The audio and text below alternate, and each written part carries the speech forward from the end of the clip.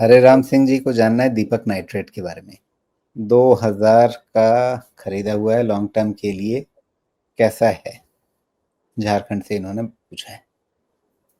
सुना था कि दीपक भाई ने रिजल्ट अच्छा दिया है, देखते हैं कैसा दिया है। दीपक नाइट्राइट। अच्छा ये दिया है कि क्वार्टर ऑन क्वार्टर 2180 1900 करोड़ 2100 10% इधर लगा लीजिए। ओके, तो क्या हुआ है यहाँ पे समझिए, क्वार्टर ऑन क्वार्टर रिकवरी दिख रही है, इसका मतलब इसमें होप आ रहा है। जी, तो आप जो क्वार्टर ऑन क्वार्टर इम्प्रूवमेंट की बात कर रहे थे, उसमें सबसे बढ़िया ये हुआ है कि इनका मार्जिन वापस आ गया है, जो बीच में एकदम से डिप कर गया था। तो मार्जिन वापस इनके जो नॉर्मल रेंज रहती है उस रेंज में वापस आ गया है।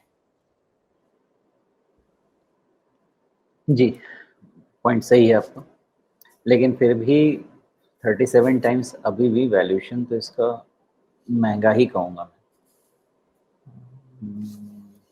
इसको लंबे समय में नहीं, मुझे लग रहा है कि रिकवरी दिख रही है, फिर भी वैल्यूएशन ऐसा है ना कि प्राइस राइज शायद बहुत नहीं मिले, लेकिन कुछ रिपोर्ट्स इस पे ब्रोकरेज रिपोर्ट्स मैंने पॉजिटिव पढ़ी थी, ऐसा देखा था। अब दीपक नाइट्राइट का ऐसा है, मुझे फिर लगता है कि अपने lower end of the range मतलब 1800 के तरफ इधर, और ऊपर में 2400, तो ये रेंज काफ़ी समय तक रहना चाहिए। बाकी तो रिजल्ट इम्प्रूव होगा तो फिर इस रेंज से आगे निकलेंगे, अदरवाइज करंट रिजल्ट इसको 1800 के नीचे सस्टेन नहीं करने देगा मेरे अंदाजे से, प्लस 2400 के ऊपर बढ़ने भी नहीं देगा। जी, तो मतलब 1800 से 2400 इस रेंज के अंदर ये अभी अटका रहेगा। देख के तो यही लग रहा है। जी, ओके। बेहतरी कब होगी, या पिछले जो ऊंचे हिस्टोरिकल लेवल्स हैं वो कब वापस इसमें नजर आ सकते हैं? तो मुझे लगता है इसको एक आधा क्वार्टर ऐसे ही क्वार्टर ऑन क्वार्टर रिकवरी अच्छी दिखा देना तो सेंटिमेंट पॉजिटिव टर्न होना शुरू होगा।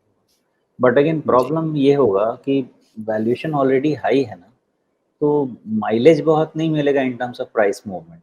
उसके लिए कुछ थोड़ा सा चमत्कार वाला सेल्स ग्रोथ चाहिए। ये 2-2% ये सब से कोई खास फर्क नहीं होगा। जैसे क्वार्टर ऑन क्वार्टर अगर 10-15% का सेल्स रिकवरी होता रहे तब शायद पॉजिटिव व्यू आने लगेगा, क्योंकि आप देखें ना प्रॉफिट ऑलमोस्ट इसने सब रिकवर कर लिया है। जो पहले 2200-2100 करोड़ के सेल्स पे जो प्रॉफिट होता था, इन्होंने वो ट्रैजेक्टरी ले ली है। तो कहीं पे आपका मार्जिन का अब उतना इशू नहीं दिख रहा। तो मार्जिन का इशू नहीं है तो मार्जिन रिलेटेड वैल्यूएशन डिस्काउंट तो नहीं आएगा। तो एक्सपेंशन के लिए मेन उनको सेल्स चाहिए, तो वॉल्यूम ग्रोथ आना ज़रूरी है, आएगा तो मिलेगा जी, इनको वैल्यूएशन। ओके। अच्छा, यहाँ पे जो अभी ताज़ा बॉटम बना है 1800 के आसपास का, अ, एक तरह से कहा जाए कि वो मल्टी ईयर बॉटम के आसपास ही है। लेकिन अगर आप ट्रेंड लाइन बिठाने जाएं, अगर मैं एक ट्रेंड शुरुआत करूं दो जून 2022 से, तो बस आपको ताज़ा बॉटम और 2022 का बॉटम वही दिखता है। बीच में एक जो छोटा बॉटम आ रहा है 23 वाला, वो टच नहीं होता है। अगर आप 22 और 23 के बॉटम को मिलाने चलें तो ऐसा लगता है कि मतलब फिर जो रिसेंट कंसोलिडेशन है वो उस ट्रेंड लाइन के ऊपर आ जाती है। अ, जब चीज़ें एक डॉट पे नहीं आती है, मतलब सारे डॉट्स कनेक्ट नहीं हो रहे होते हैं, तो क्या करते हैं आप? ये सेगमेंट ही नहीं है ना सारे डॉट्स कनेक्ट होने का, ये तो होप पे चल रहा है ना अभी।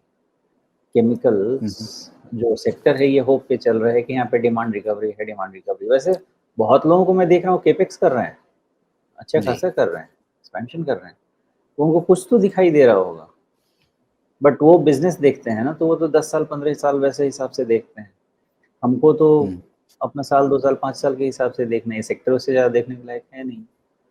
मुझे लगता जी, है वहाँ पे एक प्रॉब्लम ज़रूर है। और आपने जो बोला ना मल्टी ईयर बॉटम, इसमें क्या है कि देखिए मल्टी ईयर और बॉटम के आसपास छेड़छाड़ बहुत होती है, लेकिन गलती से भी अगर 1700 के नीचे क्लोज हुआ ना, तो वो मल्टी ईयर बॉटम जाने का मतलब ये सिग्नल क्लियर है कि बस जहाँ भी हो निकल लो।